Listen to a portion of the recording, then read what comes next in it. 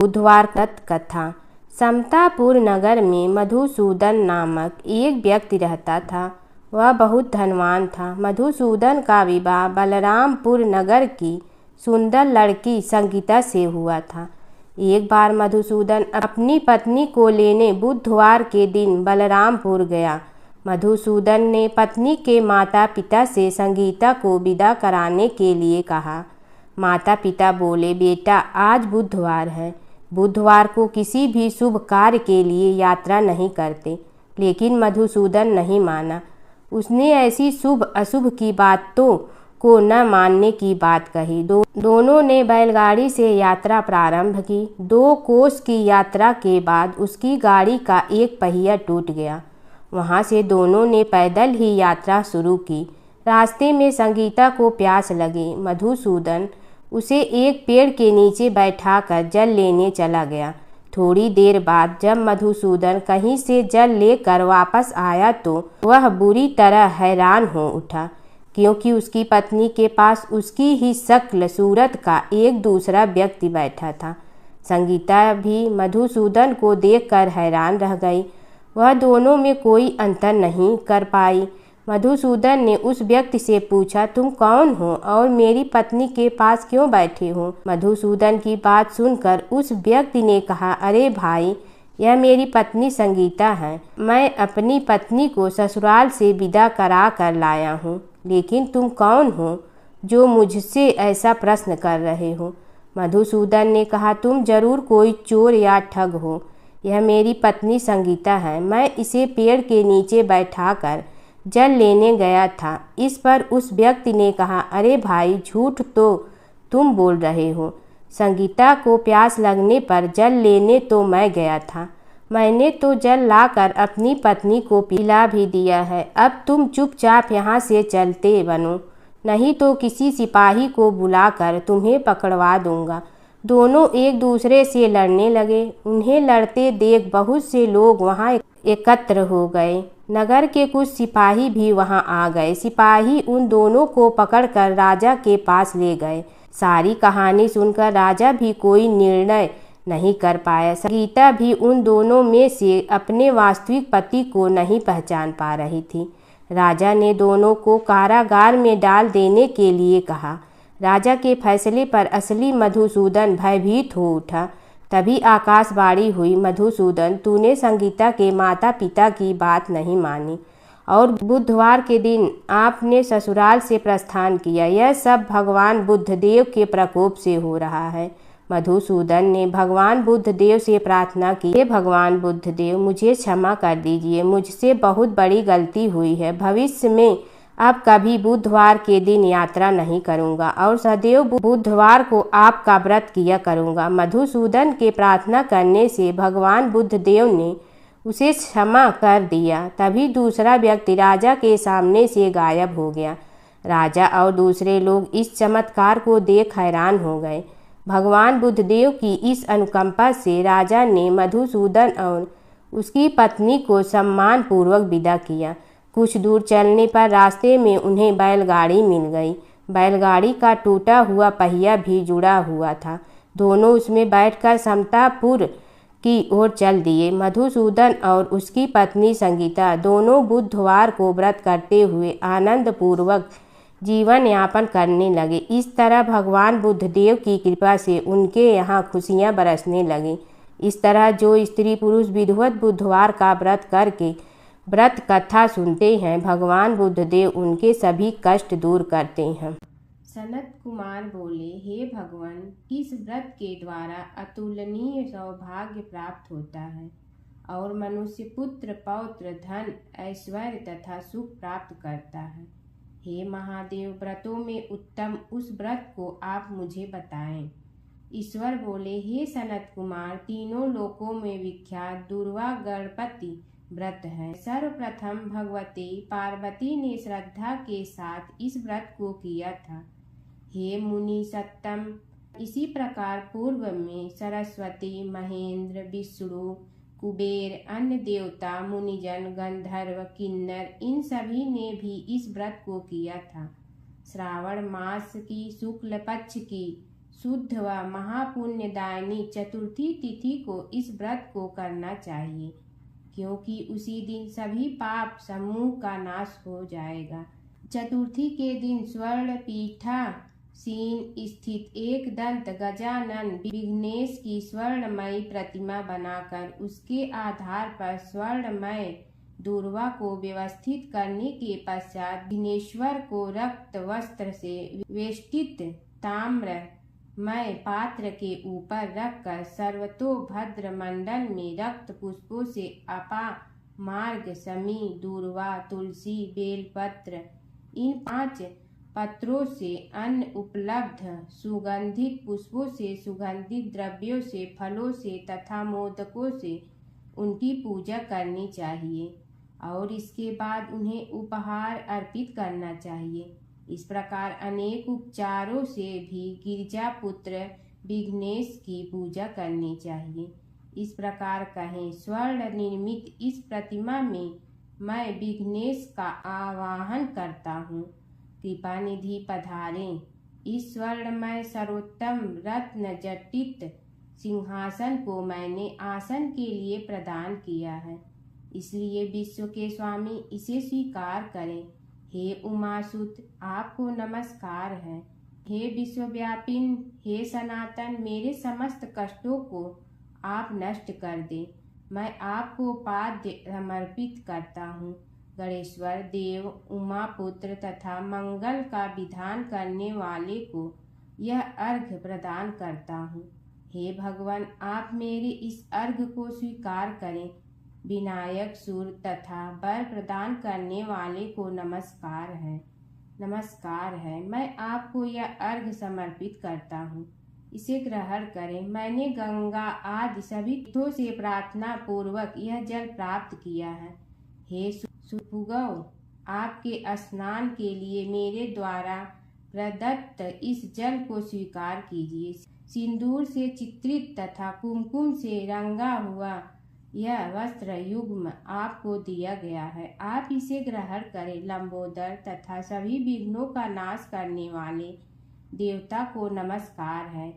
उमा के शरीर के मल से आविर्भूत हे गणेश जी, आप इस चंदन को स्वीकार करें। हे सूर्य श्रेष्ठ, मैंने भक्ति के साथ आपको रक्त चंदन से मिश्रित अक्षत अर्पण किया है।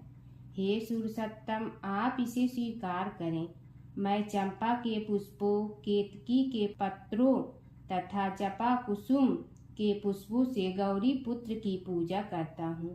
आप मेरे ऊपर प्रसन्न हो, सभी लोगों पर अनुग्रह करने तथा दानवों का वध करने के लिए स्कंद गुरु के रूप में अवतार ग्रहण करने वाले आप प्रसन्नता पूर्वक यह धूप लीजिए। परम ज्योति प्रकाशित करने वाले तथा सभी सिद्धियों को देने वाले आप महादेव पुत्र को मैं दीप अर्पण करता हूँ।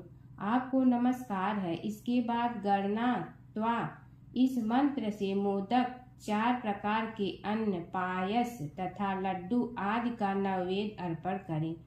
मैं आपकी मुख शुद्धि के लिए आदर पूर्वक कपूर, इलायची तथा नागवल्ली के दल से युक्त तांबूल आपको प्रदान करता हूँ।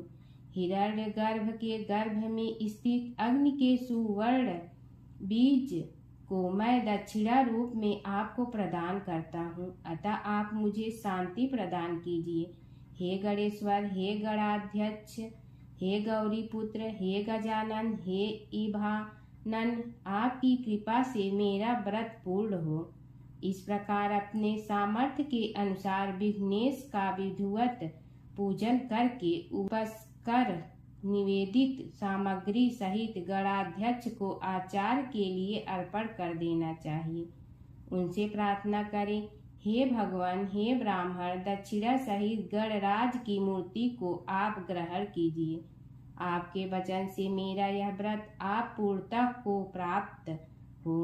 जो मनुष्य 5 वर्ष तक इस प्रकार व्रत करके उद्यापन करता है, वह वांछित मनोरथों को प्राप्त करता है और देहांत के बाद शिव लोक को जाता है, अथवा 3 वर्ष तक जो इस व्रत को करता है वह सभी सिद्धियां प्राप्त करता है। जो व्यक्ति उद्यापन के बिना ही इस उत्तम व्रत को करता है, विधि के अनुसार भी उसका जो कुछ किया हुआ होता है वह सब निष्फल हो जाता है।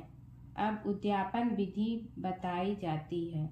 उद्यापन के दिन प्रातः काल तिलों से स्नान करे। उसके बाद व्यक्ति एक पल या आधा पल या उसके भी आधे पल की स्वर्ण के गणपति की प्रतिमा बनाकर पंचगव्य से स्नान कराकर भक्ति तथा श्रद्धा के साथ इन 10 नाम मंत्रों से दूर्वा दलों से सम्यक पूजन करें। हे गणाधीश, हे उमापुत्र, हे अघनासन, हे विनायक, हे ईशपुत्र, हे सर्वसिद्धि प्रदायक, हे एकदंत, हे इभवक्त्र, हे मूषक वाहन, आपको नमस्कार है। आप कुमार गुरु को नमस्कार है। इन नाम पदों से पृथक पृथक पूजन करें। पहले दिन अधिवासन करके प्रातः काल ग्रह होम करके दूर्वा दलों तथा मोदकों से होम करना चाहिए। उसके बाद पूर्णाहुति देकर आचार्य आदि का विधिवत पूजन करना चाहिए और घट तुल्य थनों वाली गाय का दान अपनी सामर्थ्य के अनुसार करना चाहिए। हे वत्स, इस प्रकार व्रत करने पर मनुष्य सभी मनोरथों को प्राप्त कर लेता है। हे सनत कुमार, अपने प्रिय पुत्र गणेश के व्रत करने से संतुष्ट होकर मैं उस मनुष्य को पृथ्वी पर सभी सुख प्रदान करके अंत में उसे सद्गति देता हूँ। जैसे दूर्वा अपनी शाखाओं के द्वारा वृद्धि को प्राप्त होती है, उसी प्रकार उस मनुष्य की पुत्र पौत्र आदि संतति निरंतर बढ़ती रहती है। सनत कुमार, मैंने दूर्वा गणपति का यह अत्यंत गोपनीय व्रत कहा है। सुख चाहने वालों को इस सर्वोत्कृष्ट व्रत को अवश्य करना चाहिए। समय की बात है कि विष्णु भगवान का विवाह लक्ष्मी जी के साथ निश्चित हो गया।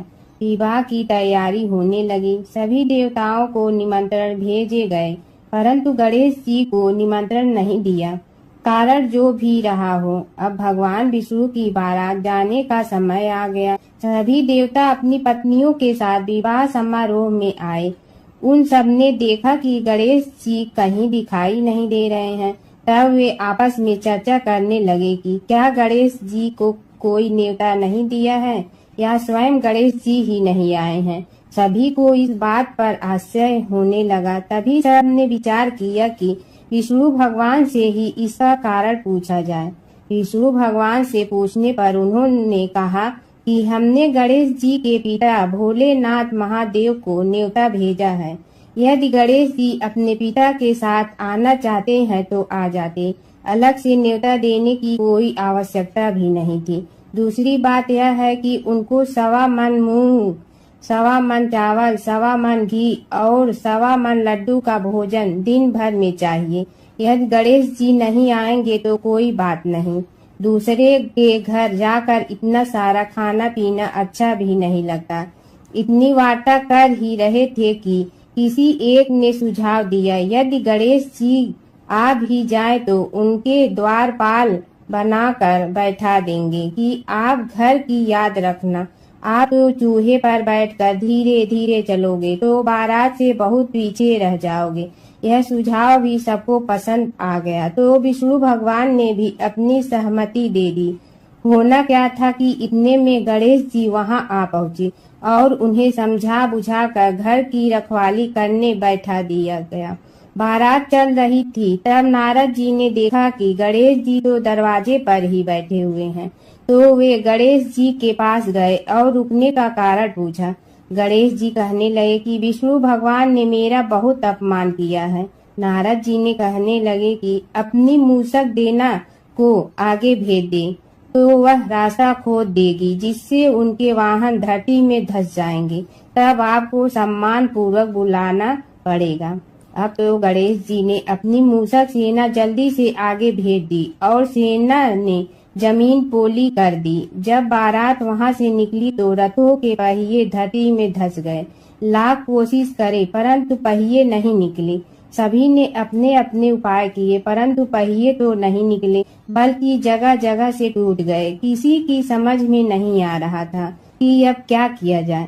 तब तो नारद जी ने कहा, आप लोगों ने गणेश जी का अपमान करके अच्छा नहीं किया। यदि उन्हें मना कर लाया जाए तो आपका कार्य सिद्ध हो सकता है और यह संकट टल सकता है। शंकर भगवान ने अपने दूत नंदी को भेजा और वे गणेश जी को लेकर आए। गणेश जी का आदर सम्मान के साथ पूजन किया। तब कहीं रथ के पहिए निकले। अब रथ के पहिए निकल के परंतु टूट फूट गए तो उन्हें सुधारे गए। पास के खेत में खाती काम कर रहा था, उसे बुलाया गया। खाती अपना कार्य करने के पहले श्री गणेशाय नमः कहकर गणेश जी की वंदना मन ही मन करने लगा। देखते ही देखते खाती ने सभी पहियों को ठीक कर दिया। तब खाती कहने लगा कि हे देवताओं, आपने सर्वप्रथम गणेश जी को नहीं मनाया होगा और न ही उनकी पूजन की होगी, इसीलिए तो आपके साथ यह संकट आया है। हम तो मूर्ख अज्ञानी हैं, फिर भी पहले गणेश जी को पूजते हैं, उनका ध्यान करते हैं। आप लोग तो देवतागण हैं, फिर भी आप गणेश जी को कैसे भूल गए। अब आप लोग भगवान श्री गणेश जी की जय बोल कर जाएं तो आपके सब काम बन जाएंगे और संकट कट जाएंगे। ऐसा कहते हुए बारात वहां से चल दी और विष्णु भगवान को लक्ष्मी जी के साथ विवाह संपन्न करा के सभी सकुशल घर लौट आए। हे गणेश जी महाराज, आपने विष्णु को जैसे कारज सारियो ऐसे कारज सबको सिद्ध कर जो। बोलो गजानन भगवान की जय। प्राचीन काल की बात है। नैमिषारण्य क्षेत्र में ऋषि, महर्षि और साधु संतों का समाज जुड़ा था।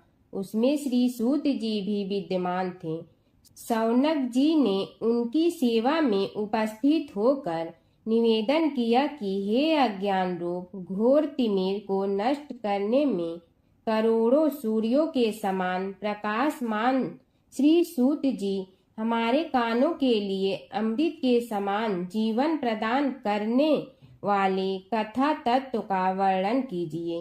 हे सूत जी, हमारे हृदयों में ज्ञान के प्रकाश की वृद्धि तथा भक्ति, वैराग्य और विवेक की उत्पत्ति जिस कथा से हो सकती हो, वह हमारे प्रति कहने की कृपा कीजिए। शौनक जी की जिज्ञासा से सूत जी बड़े प्रसन्न हुए। पुरातन इतिहासों के स्मरण से उनका शरीर पुलकायमान हो रहा था। वे कुछ देर उसी स्थिति में विराजमान रहकर कुछ विचार करते रहे और अंत में बोले, शौनक जी, इस विषय में आपके चित्त में बड़ी जिज्ञासा है। आप धन्य हैं जो सदैव ज्ञान की प्राप्ति में तत्पर रहते हुए विभिन्न पुराण कथाओं की जिज्ञासा रखते हैं। आज मैं आपको ज्ञान के परम स्रोत रूप श्री गणेश जी का जन्म कर्म रूप चरित्र सुनाऊंगा। गणेश जी से ही सभी ज्ञानों, सभी विद्याओं का उद्भव हुआ है। अब आप सावधान चित्त से विराजमान हो। श्री गणेश जी के ध्यान और नमस्कार पूर्वक उनका चरित्र श्रवण करें। नमस्तस्मै गणेशाय ब्रह्मा विद्या प्रदायिनी यनागस्त्यसमः साक्षात विघ्न सागर सोषणे। कैसे हैं वे श्री गणेश जो सभी प्रकार की ब्रह्म विद्याओं को प्रदान करने वाले, अर्थात ब्रह्मा के सगुण और निर्गुण स्वरूप पर प्रकाश डालने और जीव ब्रह्मा का अभेद प्रतिपादन करने वाली विद्याओं के दाता हैं। वे विघ्नों के समुद्रों को महर्षि अगस्त के समान शोषण करने में समर्थ हैं, इसलिए उनका नाम विघ्न सागर शोषक के नाम से प्रसिद्ध है। मैं उन भगवान श्री गणेश जी को नमस्कार करता हूँ।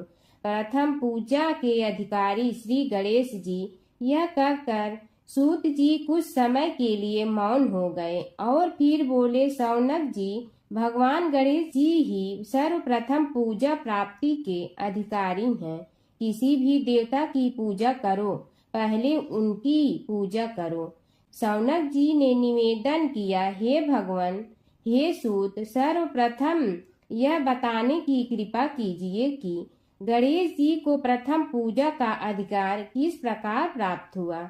इस विषय में मेरी बुद्धि मोह को प्राप्त हो रही है कि सृष्टि रचयिता ब्रह्मा जी, पालन करता भगवान नारायण और संहार करता शिव जी में से किसी को प्रथम पूजा का अधिकारी क्यों नहीं माना गया। यह त्रिदेव ही तो सबसे बड़ा देवता माने जाते हैं। सूत जी ने कहा, शौनक जी, यह भी एक रहस्य ही है। देखो, अधिकार मांगने से नहीं मिलता, इसके लिए योग्यता होनी चाहिए। संसार में अनेकों देवी देवताएं पूजे जाते हैं। पहले जो जिसका इष्ट देव होता है वह उसी की पूजा किया करता है। इससे बड़े देवताओं के महत्व में कमी आने की आशंका उत्पन्न हो गई। इस कारण देवताओं में परस्पर विवाद होने लगा। वे उसका निर्णय प्राप्त करने के लिए शिव जी के पास पहुँचे और प्रणाम करके पूछने लगे, प्रभु, हम सब में प्रथम पूजा का अधिकारी कौन है। शिव जी सोचने लगे कि किसे प्रथम पूजा का अधिकारी माने। तभी उन्हें एक युक्ति सूझी। बोले, देवगण, इसका निपटारा बातों से नहीं तथ्यों से होगा। इसके लिए एक प्रतियोगिता रखनी होगी, शिव की परिक्रमा करने की प्रतियोगिता। देवगण उनका मुख देखने लगे, शंकित हृदय से सोचने लगे कि कैसी प्रतियोगिता रहेगी। यह शिव जी ने उनके मन के भाव ताड़ लिए, इसलिए सांत्वना भरे शब्दों में बोले, घबराओ मत, कोई कठिन परीक्षा नहीं ली जाएगी। बस इतना ही कि सभी अपने अपने वाहनों पर चढ़कर संसार की परिक्रमा करो और फिर यहाँ लौट आओ। जो पहले लौटेगा वही सर्वप्रथम पूजा का अधिकारी होगा। अब क्या देर थी, सभी अपने अपने वाहन पर चढ़कर दौड़ पड़े। किसी का वाहन गजराज था तो किसी का सिंह, किसी का भैंसा तो किसी का मृग, किसी का हंस तो किसी का उल्लू, किसी का अश्व तो किसी का श्वान। अभिप्राय यह है कि वाहनों को विविधता के दर्शन उस समय जितने भले प्रकार से हो सकते थे उतने अन्य समय में नहीं। सबसे गया बीता वाहन गणेश जी का था मूषक, उससे चूहा भी कहते हैं। ऐसे वाहन के बल भरोसे इस प्रतियोगिता में सफल होना तो क्या, सम्मिलित होना भी हास्यास्पद है। गणेश जी ने सोचा, छोड़ो, क्या होगा प्रतियोगिता में भाग लेने से, हम तो यहाँ बैठे रहकर ही तमाशा देखेंगे। वे बहुत देर तक विचार करते रहे। अंत में उन्हें एक युक्ति सूझी। शिव जी स्वयं ही जगदाता हैं, यह संसार उन्हीं का प्रतिबिंब है, तब क्यों न इन्हीं की परिक्रमा कर ली जाए। इनकी परिक्रमा करने से ही संसार की परिक्रमा हो जाएगी। ऐसा निश्चय कर उन्होंने मूषक पर चढ़कर शिव जी की परिक्रमा की और उनके समक्ष जा पहुँचे। शिव जी ने कहा, तुमने परिक्रमा पूर्ण कर ली। उन्होंने उत्तर दिया, जी हाँ। शिव जी सोचने लगे कि इसे तो यहीं घूमते हुए देखा, फिर परिक्रमा कैसे कर आया। देवताओं का परिक्रमा करके लौटना आरंभ हुआ और उन्होंने गणेश जी को वहां बैठे देखा तो माथा ठनक गया। फिर भी साहस करके बोले, अरे तुम विश्व की परिक्रमा के लिए नहीं गए। गणेश जी ने कहा, अरे मैं कब का यहाँ आ गया। देवता बोले, तुम्हें तो कहीं भी नहीं देखा। गणेश जी ने उत्तर दिया, देखते कहाँ से, समस्त संसार शिव जी में विद्यमान है। इनकी परिक्रमा करने से ही संसार की परिक्रमा पूर्ण हो गई। सूत जी बोले, शौनक, इस प्रकार गणेश जी ने अपनी बुद्धि के बल पर ही विजय प्राप्त कर ली। उनका कथन सत्य था, इसलिए कोई विरोध करता भी तो कैसे। बस उसी दिन से गणेश जी की प्रथम पूजा होने लगी। सूत जी बोले, हे शौनक जी, यह एक तथ्य है कि गणेश जी ही उसके पात्र हैं। वे बड़े देवता का भी कार्य सिद्धि में विघ्न उपस्थित होने पर उन विघ्नराज का आश्रय न लिया हो। हे शौनक, वे देव भी बड़े दयालु हैं। नाम तो शिव जी का ही आशुतोष है, किंतु वे सर्वात्मा और सर्वरक्षक प्रभु तो शिव जी की अपेक्षा भी शीघ्र ही प्रकट हो जाते हैं। उनका भक्त कभी किसी संकट में नहीं पड़ता। यदि प्रारब्ध वशात कभी किसी विपत्ति में पड़ भी जाता है तो गणेश्वर की उपासना करने पर उनके अनुग्रह से उनके समस्त दुख दूर होकर परम सुख की प्राप्ति होती है। शौनक ने कहा, हे सूत जी, हे महाभाग, हे प्रभु, मैं गणेश जी के विभिन्न चरित्रों का अध्ययन करना चाहता हूँ, तो मुझे बताइए कि किस ग्रंथ का अवलोकन करूँ। हे दयामय, आपको तो उनके समस्त चरित्र विदित है कि यदि आप ही उन्हें सुनाने की कृपा करें तो मेरा अत्यधिक उपकार होगा। सूत जी बोले, हे शौनक भगवान, गणेश्वर के इतने चरित्र हैं कि उन सब का कथन इस जीवा से संभव नहीं, क्योंकि प्रभु अनंत, प्रभु चरित अनंता वाली बात समस्त विद्वान ऋषि मुनि कहते हैं। फिर भी गणेश जी प्रथम पूजा के अधिकारी होने के कारण समस्त देव चरित्रों में जुड़े हुए हैं, इसलिए उनका प्रभाव भी सर्वाधिक व्यापक है। हे मुने, हे शौनक, वे भगवान सर्व समर्थ हैं। वे सभी का तिरस्कार करने में समर्थ हैं, किंतु उनका तिरस्कार कोई भी नहीं कर सकता। यह त्रिलोक्य उन्हीं भगवान के संकेत पर नित्य करता है। इसकी समस्त क्रियाएं उन्हीं की इच्छा पर आश्रित हैं। हे शौनक भगवान गणेश्वर स्वयं कहते हैं, शिवे विष्णु च शक्तौ च सूर्ये मयि निराधिप यो भेद बुद्धि योगः स सम्य योगुः मतो मम। हे नरेश्वर, हे वरेण्य, शिव, विष्णु, शक्ति, सूर्य और मुझ गणेश में जो अभेद बुद्धि योग है, मेरे मत में वही सम्यक योग है। इससे यह भी सिद्ध है कि समस्त देवता उन्हीं के स्वरूप हैं।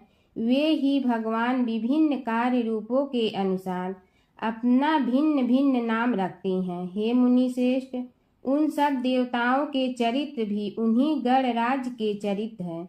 यद्यपि सब चरित्र एक ही ग्रंथ में मिलने में संभव नहीं है, फिर भी गणेश्वर के अनेकों प्रमुख चरित्रों का वर्णन गणेश पुराण में हुआ है। राजा सोमकांत का वृतांत कथन।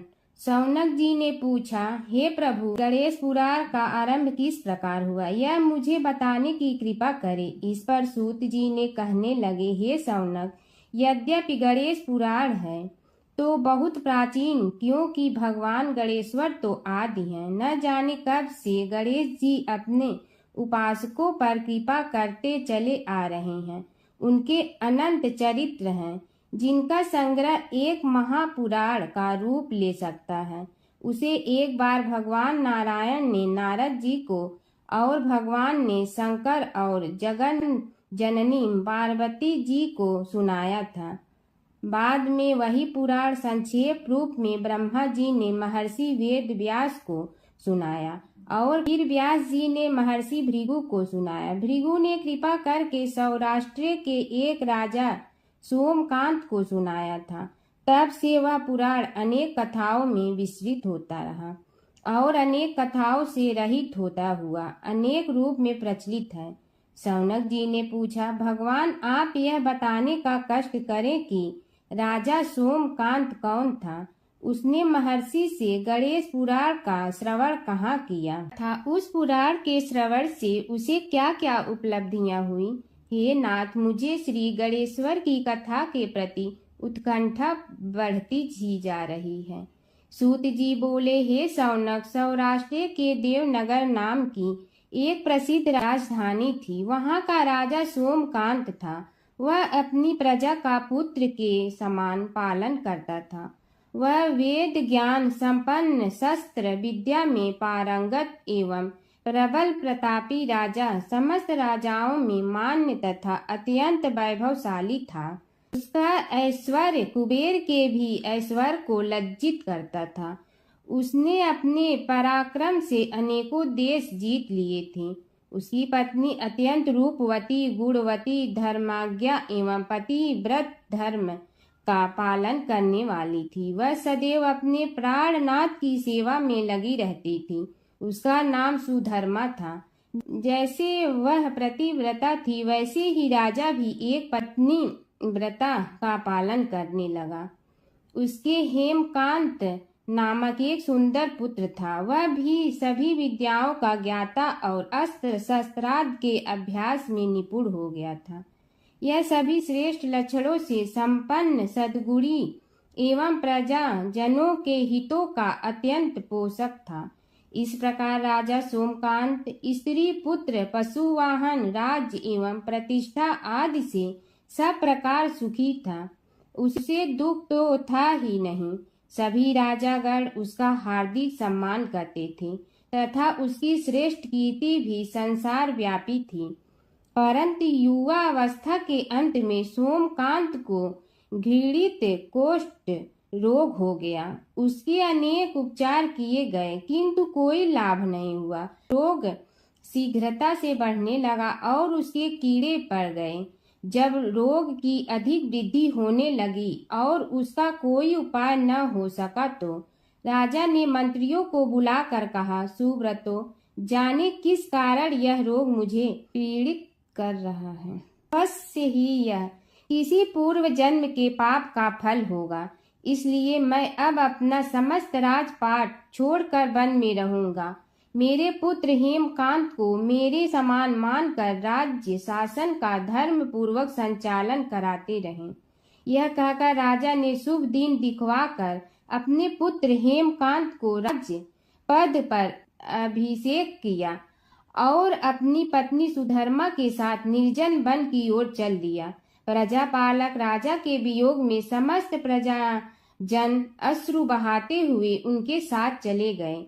राज्य की सीमा पर पहुंचकर राजा ने अपने पुत्र अमात्यगण और प्रजा जनों को समझाया, आप सब लोग धर्म के जानने वाले, श्रेष्ठ आचरण में तत्पर एवं सहृदय हैं।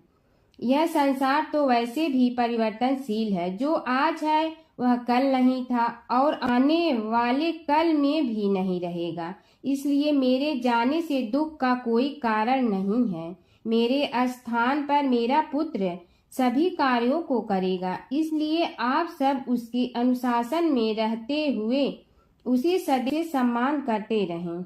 फिर पुत्र से कहा, बेटा, यह स्थिति सभी के समझ आती रही है। हमारे पूर्व पुरुष भी परंपरागत रूप से वृद्धावस्था आने पर वन में जाते रहे हैं। मैं कुछ समय पहले ही वन में जा रहा हूँ, तो कुछ पहले या पीछे जाने में कोई अंतर नहीं पड़ता। यदि कुछ वर्ष बाद जाऊं तब भी मोह का त्याग करना ही होगा। इसलिए हे वत्स, तुम दुखित मत हो और मेरी आज्ञा मानकर राज्य शासन को ठीक प्रकार चलाओ। ध्यान रखना, क्षत्रिय धर्म का कभी त्याग न करना और प्रजा को सदा सुखी रखना। इस प्रकार राजा सोमकांत ने सभी को समझा बुझाकर वहां से वापस लौट आया और स्वयं अपनी पतिव्रता भार्या के साथ वन में प्रवेश किया। पुत्र हेमकांत के आग्रह से उसने सुबल और ज्ञान गम्य नामक 2 आत्माओं को भी साथ ले लिया। उन सब ने एक समतल एवं सुंदर स्थान देखकर वहां विश्राम किया। तभी उन्हें एक मुनि कुमार दिखाई दिया। राजा ने उससे पूछा, तुम कौन हो, कहाँ रहते हो? यदि उचित समझो तो मुझे बताओ। मुनि बालक ने कोमल बाणी में कहा, मैं महर्षि भृगु का पुत्र हूँ। मेरा नाम च्यवन है। हमारा आश्रम निकट में ही है। अब आप भी अपना परिचय दीजिए। राजा ने कहा, मुनि कुमार, आपका परिचय पाकर मुझे बड़ी प्रसन्नता हुई। मैं सौराष्ट्र के देवनगर नामक राज्य का अधिपति रहा हूँ। अब अपने पुत्र को राज्य देकर मैंने अरण्य की शरण ली है। मुझे कुष्ठ रोग अत्यंत पीड़ित किए हुए हैं। उसकी निवृत्ति का कोई उपाय करने वाला हो तो कृपा कर मुझे बताइए। मुनि कुमार ने कहा, मैं अपने पिताजी से अपना वृतांत कहता हूँ, फिर वे जैसा कहेंगे आपको बताऊंगा। यह कहकर मुनि बालक चला गया और कुछ देर में ही आकर बोला, राजन, मैंने आपका वृतांत अपने पिताजी को बताया। उनकी आज्ञा हुई है कि आप सब मेरे साथ आश्रम में चलकर उनसे भेंट करें, तभी आपके रोग के विषय में भी विचार किया जाएगा। राजा सोमकांत के पूर्व जन्म का वृत्तांत भृगु द्वारा वर्णन। राजा अपनी पत्नी और अमात्यों के सहित च्यवन के साथ साथ भृगु आश्रम में जा पहुंचा और उन्हें प्रणाम कर बोला, हे भगवान, हे महर्षि, मैं आपकी शरण हूँ, आप मुझ कुष्ठी पर कृपा कीजिए। महर्षि बोले, राजन, यह तुम्हारे किसी पूर्व जन्म कृत पाप का ही उदय हो गया है। इसका उपाय मैं विचार करके बताऊंगा। आज तो तुम सब स्नान आज से निवृत्त होकर रात्रि विश्राम करो। महर्षि की आज्ञा अनुसार सबने स्नान भोजन आदि के उपरांत रात्रि व्यतीत की और प्रातः काल स्नान आदि नित्य कर्मों से निवृत्त होकर महर्षि की सेवा में उपस्थित हुए। महर्षि ने कहा, राजन, मैंने तुम्हारे पूर्व जन्म का वृतांत जान लिया हूँ और यह भी विदित कर लिया है कि किस पाप के फल से तुम्हें इस रोग की प्राप्ति हुई है। यदि तुम चाहो तो उसे सुना दूं। राजा ने हाथ जोड़कर निवेदन किया, बड़ी कृपा होगी मुनिनाथ, मैं उसे सुनने के लिए उत्कंठित हूँ। महर्षि ने कहा, तुम पूर्व जन्म में एक धनवान वैश्य के लाडले पुत्र थे। वह वैश्य विंध्याचल के निकट कौलहार नामक ग्राम में निवास करता था। उसकी पत्नी का नाम सुलोचना था। तुम उसी वैश्य दंपत के पुत्र हुए। तुम्हारा नाम कामद था। तुम्हारा लालन पालन बड़े लाड चाव से हुआ। उन्होंने तुम्हारा विवाह एक अत्यंत सुंदरी वैश्य कन्या से कर दिया था, जिसका नाम कुटुम्बिनी था। यद्यप तुम्हारी भार्या सुशीला थी और तुम्हें सदैव धर्म में निरत देखना चाहती थी, किंतु तुम्हारा स्वभाव वासनांध होने के कारण दिन प्रतिदिन उज्जवल होता जा रहा था। किंतु माता पिता भी धार्मिक थे, इसलिए उनके सामने तुम्हारी उछलता दबी रही।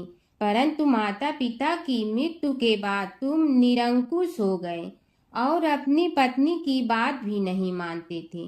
तुम्हें अनाचार में प्रवृत्त देखकर उसे दुख होता था, तो भी उसका कुछ बस न चलता था।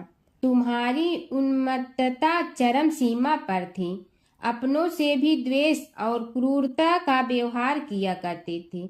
हत्या आदि कराते थे। तुम्हारे लिए सामान्य बात हो गई। पीड़ित व्यक्तियों ने तुम्हारे विरुद्ध राजा से पुकार की। अभियोग चला और तुम्हें राज्य की सीमा से भी बाहर चले जाने का आदेश हुआ। तब तुम घर छोड़कर किसी निर्जन वन में रहने लगे। उस समय तुम्हारा कार्य लोगों को लूटना और हत्या करना ही रह गया। एक दिन माध्याह्न काल था। गुणवर्धक नामक एक विद्वान ब्राह्मण उधर से निकला। बेचारा अपनी पत्नी को लिवाने के लिए ससुराल जा रहा था। तुमने उस ब्राह्मण युवक को पकड़कर लूट लिया। प्रतिरोध करने पर उसे मारने लगे तो वह चित्कार करने लगा, मुझे मत मार, मत मार, देख मेरा दूसरा विवाह हुआ है। मैं पत्नी को लेने के लिए जा रहा हूँ। किंतु तुम तो क्रोध बस में ऐसे लीन हो रहे थे कि तुमने उसकी बात सुनकर भी नहीं सुनी। जब उसे मारने लगे तो उसने श्राप दे दिया, अरे हत्यारे, मेरी हत्या के पाप से तो सहस्त्र कल्प तक घोर नरक भोगोगे। तुमने उसकी कोई चिंता न की और सिर काट लिया। राजन, तुमने ऐसी ऐसी एक नहीं बल्कि अनेक निरीह हत्याएं की थी, जिनकी गणना करना भी पाप है। इस प्रकार इस जन्म में तुमने घोर पाप कर्म किए थे, किंतु बुढ़ापा आने पर जब अशक्त हो गए तब तुम्हारे साथ जो क्रूर कर्मा थे वे भी किनारा कर गए। उन्होंने सोच लिया कि अब तो इसे खिलाना भी पड़ेगा, इसलिए मरने दो यहीं। अमोघ प्रभाव गणेश उपासना का कथन। राजन, अब तुम निरालंब थे, चल फिर तो सकते ही नहीं थे। भूख से पीड़ित रहने के कारण रोगों ने भी घेर लिया। उधर से जो कोई निकलता तुम्हें घृणा की दृष्टि से देखता हुआ चला जाता। तब तुम आहार की खोज में बड़ी कठिनाई से चलते हुए एक जीर्ण शीर्ण देवालय में पहुंचा। उसमें भगवान गणेश्वर की प्रतिमा विद्यमान थी। तब न जाने किस पुण्य के उदय होने से तुम्हारे मन में गणेश जी के प्रति भक्ति भाव जागृत हुआ। तुम निराहार रहकर उनकी उपासना करने लगे। उससे तुम्हें सब कुछ मिला और रोग भी कम हुआ। राजन, तुमने अपने साथियों की दृष्टि बचाकर बहुत सा धन एक स्थान पर गाड़ दिया था। अब तुमने उस धन को उसे देवालय के जीर्णोद्धार में लगाने का निश्चय किया। शिल्पी बुलाकर उस मंदिर को सुंदर और भव्य बनवा दिया। इस कारण कुख्याति सुख्याति में बदलने लगी। फिर यथा समय तुम्हारी मृत्यु हुई। यमदूतों ने पकड़कर तुम्हें यमराज के समक्ष उपस्थित किया। यमराज तुमसे बोले, जीव, तुमने पाप और पुण्य दोनों ही किए हैं और दोनों का ही भोग तुम्हें भोगना है, किंतु पहले पाप का फल भोगना चाहते हो पुण्य का। इसके उत्तर में तुमने प्रथम अपने पुण्य कर्मों के भोग की इच्छा प्रकट की और इसीलिए उन्होंने तुम्हें राजकुल में जन्म लेने के लिए भेज दिया। पूर्व जन्म में तुमने भगवान गणाध्यक्ष का सुंदर एवं भव्य मंदिर बनवाया था, इसलिए तुम्हें सुंदर देह की प्राप्ति हुई। यह कहकर महर्षि भृगु कुछ रुके। उन्होंने देखा कि राजा को इस वृतांत पर शंका हो रही है। तभी महर्षि के शरीर में असंख्य विकराल पक्षी उत्पन्न होकर राजा की ओर झपटे। उनकी चोंच बड़ी तीक्ष्ण थी, जिनसे वे राजा के शरीर को नोच नोच कर खाने लगे। उसके कारण उत्पन्न असहनीय पीड़ा से व्याकुल हुए राजा ने महर्षि के समक्ष हाथ जोड़कर निवेदन किया, प्रभु, आपका आश्रम तो समस्त द्वेष आदि से परे है और यहाँ मैं आपकी शरण में बैठा हूँ। तब यह पक्षी मुझे आकर ही क्यों पीड़ित कर रहे हैं? हे मुनिनाथ, इनसे मेरी रक्षा कीजिए। महर्षि ने राजा के अंतर्वचन सुनकर सांत्वना देते हुए कहा, राजन, तुमने मेरे वचनों में शंका की थी और जो मुझ सत्यवादी के कथन में शंका करते हैं उसे खाने के लिए मेरे शरीर से इसी प्रकार पक्षी प्रकट हो जाते हैं, जो कि मेरे हुंकार करने पर भस्म हो जाया करते हैं। यह कर महर्षि ने हुंकार की और तभी वे समस्त पक्षी भस्म हो गए। राजा श्रद्धावनत होकर उनके समक्ष अश्रुपात करता हुआ बोला, प्रभु, अब आप पाप से मुक्त होने का उपाय कीजिए। महर्षि ने कुछ विचार कर कहा, राजन, तुम पर भगवान गणेश्वर की कृपा सहज रूप से है और वे ही प्रभु तुम्हारे पापों को भी दूर करने में समर्थ हैं। इसलिए तुम उनके पाप नाशक चरित्रों का श्रवण करो। गणेश पुराण में उनके चरित्रों का भले प्रकार वर्णन हुआ है, अतएव तुम श्रद्धा भक्ति पूर्वक उसी को सुनने में चित्त लगाओ। राजा ने प्रार्थना की, महामुनि, मैंने गणेश पुराण का नाम भी आज तक नहीं सुना, तो उनके सुनने का सौभाग्य कैसे प्राप्त कर सकूंगा? हे नाथ, आपसे अधिक ज्ञानी और प्रकांड विद्वान और कौन हो सकता है? आप ही मुझ पर कृपा कीजिए। महर्षि ने राजा की दीनता देखकर उसके शरीर पर अपने कमंडल का मंत्रपूत जल छिड़का। तभी राजा को एक छींक आई और नासिका से एक अत्यंत छोटा काले वर्ण का पुरुष बाहर निकल आया। देखते देखते वह बढ़ गया। उसके भयंकर रूप को देखकर राजा कुछ भयभीत हुआ, किंतु समस्त आश्रमवासी वहां से भाग गए। वह पुरुष महर्षि के समक्ष हाथ जोड़कर खड़ा हो गया। उन्हें उसकी ओर देखा और कुछ उच्च स्वर में बोले, तू कौन है? क्या चाहता है? वह बोला, मैं साक्षात पाप हूँ। समस्त पापियों के शरीर में मेरा निवास है। आपके मंत्रपूत जल के स्पर्श से मुझे विवश होकर राजा के शरीर से बाहर निकलना पड़ा है। अब मुझे बड़ी भूख लगी है, बताइए क्या खाऊं और कहाँ रहूं? महर्षि बोले, तू उस आम के अवकाश स्थान में निवास कर और उसी वृक्ष के पत्ते खाकर जीवन निर्वाह कर। यह सुनते ही वह पुरुष आम के वृक्ष के पास पहुंचा, किंतु उसके स्पर्श मात्र से वह वृक्ष जलकर भस्म हो गया। फिर जब पाप पुरुष को रहने के लिए कोई स्थान दिखाई न दिया तो वह भी अंतर्हित हो गया। भगवान शिव और माता सती की कथा। दक्ष प्रजापति की सभी पुत्रियां गुणवती थीं, फिर भी दक्ष के मन में संतोष नहीं था। वे चाहते थे उनके घर में एक ऐसी पुत्री का जन्म हो जो सर्व शक्ति संपन्न हो एवं सर्व विजयिनी हो। अतः दक्ष एक ऐसी ही पुत्री के लिए तप करने लगे। तप करते करते अधिक दिन बीत गए तो भगवती आद्या ने प्रकट होकर कहा, मैं तुम्हारे तप से प्रसन्न हूँ। तुम किस कारण तप कर रहे हो? दक्ष ने तप करने का कारण बताया तो माँ बोली, मैं स्वयं पुत्री रूप में तुम्हारे यहाँ जन्म धारण करूँगी। मेरा नाम होगा सती। मैं सती के रूप में जन्म लेकर अपनी लीलाओं का विस्तार करूँगी।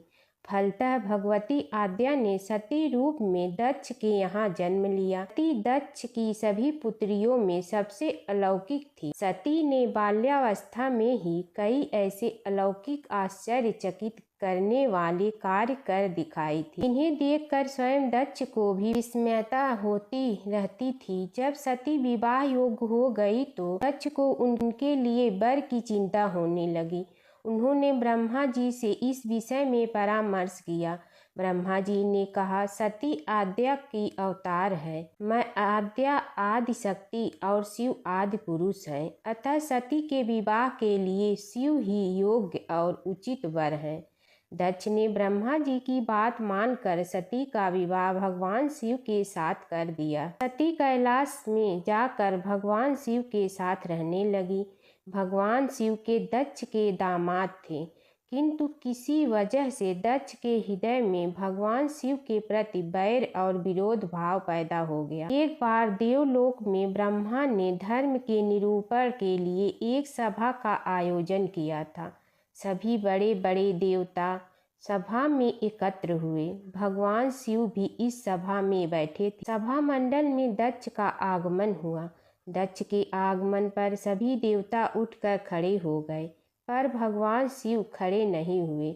उन्होंने दक्ष को प्रणाम भी नहीं किया। फलतः दक्ष ने अपमान का अनुभव किया। केवल यही नहीं, उनके हृदय में भगवान शिव के प्रति ईर्ष्या की आग जल उठी। वे उनसे बदला लेने के लिए समय और अवसर की प्रतीक्षा करने लगे। एक बार सती और शिव कैलाश पर्वत पर बैठे हुए परस्पर वार्तालाप कर रहे थे। उसी समय आकाश मार्ग से कई विमान कनखल की ओर जाते हुए दिखाई पड़े।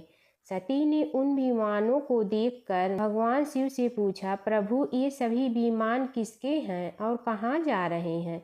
भगवान शंकर ने उत्तर दिया, आपके पिता ने बड़े यज्ञ का आयोजन किया है। समस्त देवता और देवांगनाएं इन विमानों में बैठकर उसी यज्ञ में सम्मिलित होने के लिए जा रहे हैं। इस पर सती ने दूसरा प्रश्न किया, क्या मेरे पिता ने आपको यज्ञ में सम्मिलित होने के लिए नहीं बुलाया? भगवान शंकर ने उत्तर दिया, आपके पिता मुझसे बैर रखते हैं, फिर वे मुझे क्यों बुलाने लगे? सती मन ही मन सोचने लगी, फिर बोली, यज्ञ के इस अवसर पर अवश्य मेरी सभी बहनें आएंगी। उनसे मिले हुए बहुत दिन हो गए। यदि आपकी अनुमति हो तो मैं भी अपने पिता के घर जाना चाहती हूँ। यज्ञ में सम्मिलित हो लूँगी और बहनों से भी मिलने का अवसर मिलेगा। भगवान शिव ने उत्तर दिया, इस समय वहाँ जाना उचित नहीं होगा। आपके पिता मुझसे बैर रखते हैं। हो सकता है वे आपका भी अपमान करें। बिना बुलाए किसी के घर जाना उचित नहीं होता है। इस पर सती ने प्रश्न किया, ऐसा क्यों? भगवान शिव ने उत्तर दिया, विवाहित लड़की को बिना बुलाए पिता के घर नहीं जाना चाहिए, क्योंकि विवाह हो जाने पर लड़की अपने पति की हो जाती है। पिता के घर से उसका संबंध टूट जाता है। लेकिन सती पीहर जाने के लिए हठ करती रही, अपनी बात बार बार दोहराती रही। उनकी इच्छा देखकर भगवान शिव ने पीहर जाने की अनुमति दे दी। उनके साथ अपना एक गढ़ भी साथ में भेज दिया। उस गढ़ का नाम वीरभद्र था। सती वीरभद्र के साथ अपने पिता के घर गई। घर में सती से किसी ने भी प्रेम पूर्वक वार्तालाप नहीं किया। दक्ष ने उन्हें देखकर कहा, तुम क्या यहाँ मेरे अपमान कराने आई हो?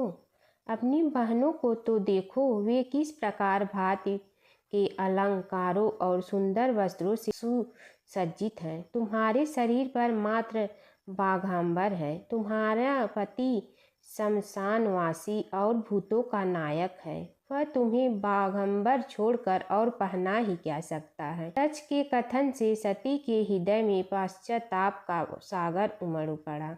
वे सोचने लगी, उन्होंने यहाँ आकर अच्छा नहीं किया। भगवान ठीक ही कह रहे थे, बिना बुलाए पिता के घर भी नहीं जाना चाहिए। पर अब क्या हो सकता है, अब तो आ ही गई हूँ। पिता के कटु और अपमानजनक शब्द सुनकर भी सती मौन रही। वे उस यज्ञ मंडल में गई जहाँ सभी देवता और ऋषि मुनि बैठे थे तथा यज्ञ कुंड में धू धू करती जलती हुई अग्नि में आहुतियाँ डाली जा रही थी। सती ने यज्ञ मंडप में सभी देवताओं के तो भाग देखे, किंतु भगवान शिव का भाग नहीं देखा। वे भगवान शिव का भाग न देखकर अपने पिता से बोली, पितृ श्रेष्ठ, यज्ञ में तो सबके भाग दिखाई पड़ रहे हैं, किंतु कैलाशपति का भाग नहीं है। आपने उनका भाग क्यों नहीं रखा? दक्ष ने गर्व से उत्तर दिया, मैं तुम्हारे पति शिव को देवता नहीं समझता। वह तो भूतों का स्वामी, नग्न रहने वाला और हड्डियों की माला धारण करने वाला है। वह देवताओं की पंक्ति में बैठने योग्य नहीं है। उसे कौन भाग देगा? सती के नेत्र लाल हो उठे। उनके मुखमंडल प्रलय के सूर्य की भांति तेजोदीप्त हो उठा। उन्होंने पीड़ा से तिलमिलाते हुए कहा, ओह, मैं इन शब्दों को कैसे सुन रही हूँ। मुझे धिक्कार है। देवताओं, तुम्हें भी धिक्कार है। तुम भी उन कैलाशपति के लिए इन शब्दों को कैसे सुन रहे हो? तो मंगल के प्रतीक हैं और जो क्षण मात्र में संपूर्ण सृष्टि को नष्ट करने की शक्ति रखते हैं। वे मेरे स्वामी हैं। नारी के लिए उसका पति ही स्वर्ग होता है। जो नारी अपने पति के लिए अपमानजनक शब्दों को सुनती है, नरक में जाना पड़ता है। पृथ्वी सुनो, आकाश सुनो और देवताओं तुम भी सुनो। मेरे पिता ने मेरे स्वामी का अपमान किया है। मैं अब एक क्षण भी जीवित रहना नहीं चाहती। सती अपने कथन को समाप्त करती हुई यज्ञ के कुंड में कूद पड़ी। जलती हुई आहुतियों के साथ उनका शरीर भी जलने लगा। यज्ञ मंडप में खलबली पैदा हो गई। हाहाकार मच गया। देवता उठकर खड़े हो गए। वीरभद्र क्रोध से कांप उठे। वे उछल उछल कर यज्ञ का विध्वंस करने लगे। यज्ञ मंडप में भगदड़ मच गई। देवता और ऋषि मुनि भाग खड़े हुए। वीरभद्र ने देखते ही देखते दक्ष का मस्तक काट कर फेंक दिया। समाचार भगवान शिव के कानों में भी पड़ा। वे प्रचंड आंधी की भांति कनखल जा पहुँचे। सती के जले हुए शरीर को देखकर भगवान शिव ने अपने आप को भूल गए।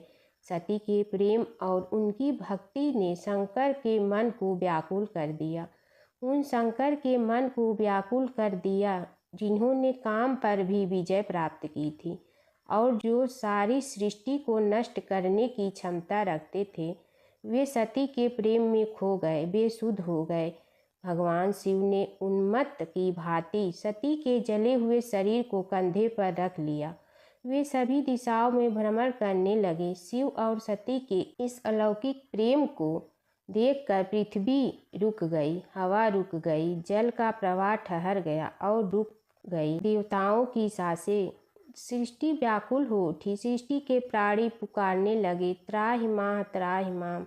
भयानक संकट उपस्थित देखकर सृष्टि के पालन भगवान विष्णु आगे बढ़े। वे भगवान शिव की बेसुधी में अपने चक्र से सती के एक एक अंग को काट काट कर गिराने लगे। धरती पर 51 स्थानों में सती के अंग कट कट कर गिरे। जब सती के सारे अंग कट कर गिर गए तो भगवान शिव पुनः अपने आप में आए। जब वे अपने आप में आए तो पुनः सृष्टि के सारे कार्य चलने लगे। धरती पर जिन 51 स्थानों में सती के अंग कट कट कर गिरे थे, वे ही स्थान आज शक्तिपीठ माने जाते हैं। आज भी उन स्थानों में सती का पूजन होता है, उपासना होती है तथा शिव और सती का प्रेम, शिव और सती के प्रेम ने उन्हें अमर और वंदनीय बना दिया। एक बार अपने पुत्र के खातिर भगवान शिव और श्री कृष्ण के बीच छिड़ गया था प्रलयंकारी युद्ध। भगवान शिव जहाँ प्रलय के देवता हैं, वहीं श्री कृष्ण पालन करता। दोनों के कारण ही यह जगत सुचारू रूप से चल रहा है और दोनों महाशक्तिशाली हैं। लेकिन कभी आपने सोचा है कि अगर कभी दोनों में युद्ध हुआ तो उसका इस संसार पर क्या असर पड़ेगा और दोनों में से विजयी कौन होगा?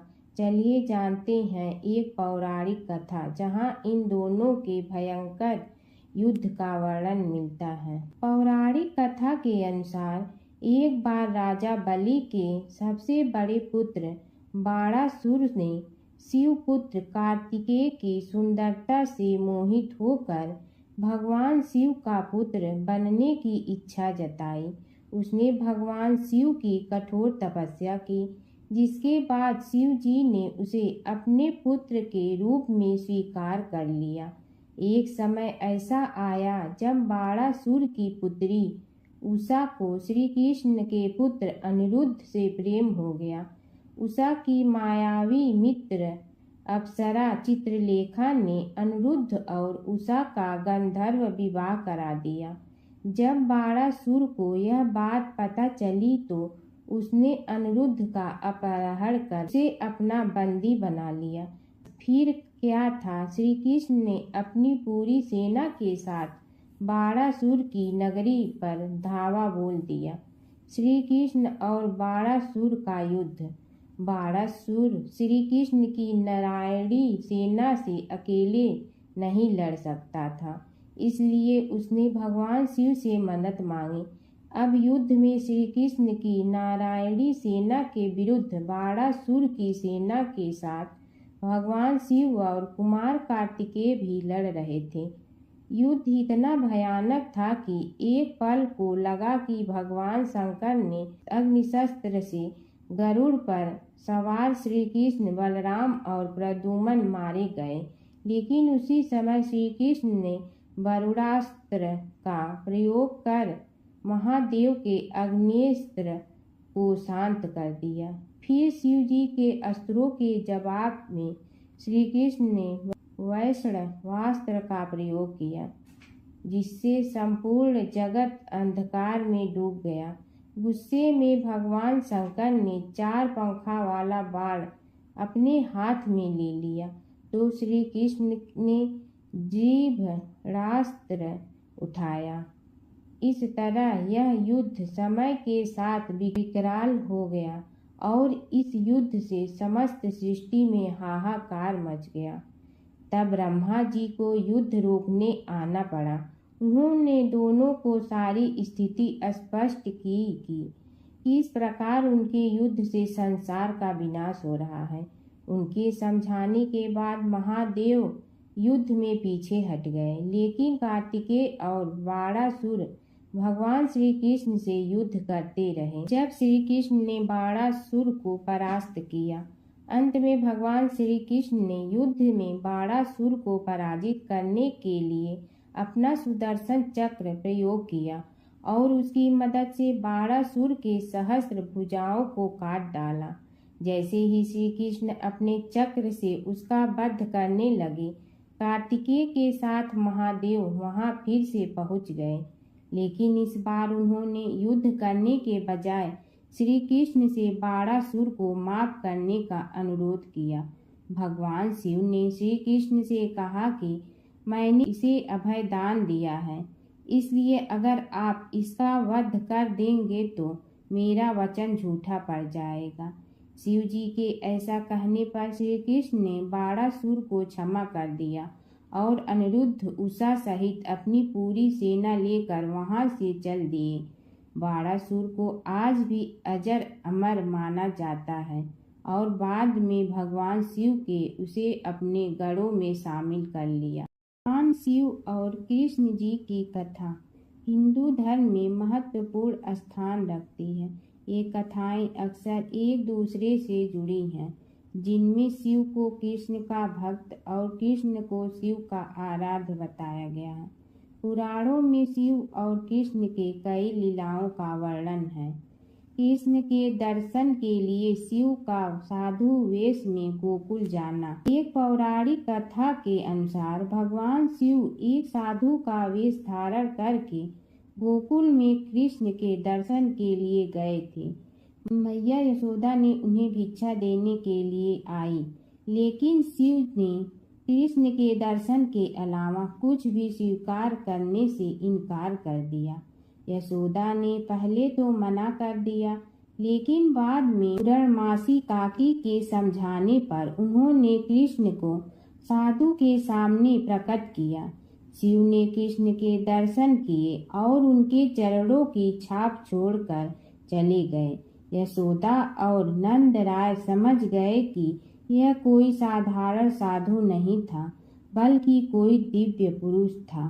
नारद मुनि का घमंड।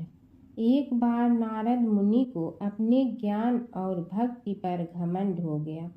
कृष्ण ने नारद मुनि की परीक्षा लेने के लिए उन्हें एक गांव में भेजा, जहां एक महिला अपने पति के बीमार होने पर बहुत दुखी थी। नारद मुनि ने महिला को समझाया कि वह भगवान से प्रार्थना करे, लेकिन महिला ने कहा कि वह अपने पति को कष्ट में नहीं देख सकती। तब नारद मुनि ने राधा से मिलने का फैसला किया। राधा ने नारद मुनि को चरणामृत दिया और कहा कि वह इसे अपने पति को दे। नारद मुनि ने जब राधा से चरणामृत लिया तो उन्हें एहसास हुआ कि राधा का प्रेम कृष्ण के प्रति सबसे महान है। इस घटना के बाद नारद मुनि का घमंड चूर चूर हो गया। नारद मुनि और कृष्ण की लीला। नारद मुनि अक्सर कृष्ण की लीलाओं में शामिल होते थे। एक बार नारद मुनि इंद्र के दरबार से द्वारका जा रहे थे। रास्ते में उन्होंने पारिजात वृक्ष का एक फूल लिया और कृष्ण को दे दिया। कृष्ण ने वह फूल रुक्मिणी को दे। नारद मुनि ने देखा कि कृष्ण ने वह फूल रुक्मिणी को दिया तो उन्हें बहुत खुशी हुई। भगवान शिव के गढ़। नंदी का कथा। नंदी कैसे बने शिव के गढ़। शिव की घोर तपस्या के बाद शिलाद ऋषि ने नंदी को पुत्र रूप में पाया था। शिलाद ऋषि ने अपने पुत्र नंदी को संपूर्ण वेदों का ज्ञान प्रदान किया। एक दिन शिलाद ऋषि के आश्रम में मित्र और वरुण नाम के दो दिव्य ऋषि पधारे। नंदी ने अपने पिता की आज्ञा से उन ऋषियों की उन्होंने अच्छे से सेवा की। जब ऋषि जाने लगे तो उन्होंने शिलाद ऋषि को तो लंबी उम्र और खुशहाल जीवन का आशीर्वाद दिया, लेकिन नंदी को नहीं। तब शिलाद ऋषि ने उनसे पूछा कि उन्होंने नंदी को आशीर्वाद क्यों नहीं दिया। इस पर ऋषियों ने कहा कि नंदी अल्पायु है। यह सुनकर शिलाद ऋषि चिंतित हो गए। पिता की चिंता को नंदी ने जानकर पूछा, क्या बात है पिताजी। तब पिताजी ने कहा कि तुम्हारी अल्पायु के बारे में ऋषि कह गए हैं, इसीलिए मैं चिंतित हूँ। यह सुनकर नंदी हंसने लगा और कहने लगा कि आपने मुझे भगवान शिव की कृपा से पाया है, तो मेरी उम्र की रक्षा भी वही करेंगे। आप क्यों चिंता करते हैं। इतना कहते ही नंदी भुवन नदी के किनारे शिव की तपस्या करने के लिए चले गए। कठोर तप के बाद शिव जी प्रकट हुए और कहा, वरदान मांगो वत्स। तब नंदी ने कहा कि मैं उम्र भर आपके सानिध्य में रहना चाहता हूँ। नंदी के समर्पण से प्रसन्न होकर भगवान शिव ने नंदी को पहले अपने गले लगाया और उन्हें बैल का चेहरा देकर उन्हें अपने वाहन, अपना दोस्त, अपने गढ़ों में सर्वोत्तम के रूप में स्वीकार